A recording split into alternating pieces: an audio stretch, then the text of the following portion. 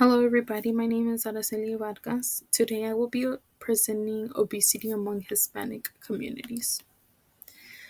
So, to define the obesity, it is the state or condition of being overweight. The data I looked into is from the National Health and Nutrition Examination Survey, which was held from 2009 to 2010, showing that there was a prevalence of obesity among Hispanic adults, primarily Mexican Americans, which is higher than non-Hispanic whites, with significant increases over the last decade for Mexican Americans. So in the study, there was 16,415 self-identified Hispanic Latinos aging from 18 to 74 in age that were recruited. So the goal of this study was to describe the prevalence of risk and protective factors for various chronic condition and to quantify all-cause mortality, fatal and non-fatal, CVD and pulmonary disease exacerbation over time. So the results of the study that were found were an overall prevalence of obesity was 42.4% from women and 36.5% for men. There was an extreme prevalence of obesity, which was 7.4% in women and 3.47% in men. Areas like the Bronx and the highest prevalence of extreme obesity, followed by Chicago, San Diego, and Miami. So you can see a correlation in these areas of higher diversity and higher Hispanic culture in these areas. So in this figure, we can see that there is a comparison between women and men in regards to their Hispanic or Latino background and a prevalence and 95% confidence interval. So here we can also see that the bolder points are the overweight, the medium bold is obesity, and the very light color is an extreme obesity.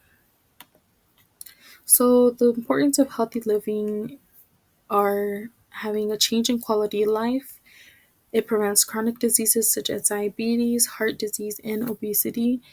There's an increase in mental clarity and emotional stability. Life expectancy changes as well. So, some tips for maintaining good health would be nutrition, eating a balanced diet, rich in fruits, vegetables, and whole grains, and avoiding processed foods and excessive sugar. So, this goes as far as like how we were born, how we were raised, and what practices in food we practice. So, for example, like in my culture, there's a lot of tortillas that we eat. Everybody is trying to cut back on that, especially like in the diabetic side and pre-diabetic patients. And there's a high number of great food. So being nutritious and having a balanced diet is very important for us. As well as exercising, engaging in at least 30 minutes of physical activity and including both cardio and strength training. And for mental wellness, practice mindful meditation and get adequate sleep. So in my culture, it's a bit hard to practice mental health, especially since it wasn't as enforced as it is today, especially after COVID-19.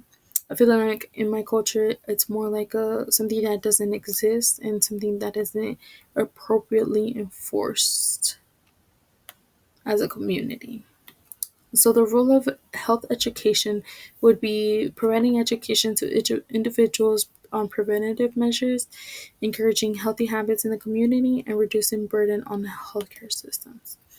And to conclude this presentation, health is a lifelong commitment that we can independently determine due to socioeconomic factors, limit access to food, healthcare, culture, influences, and social environment. Obesity is more prevalent in the Hispanic community. Adopting a healthy lifestyle benefits individuals and society.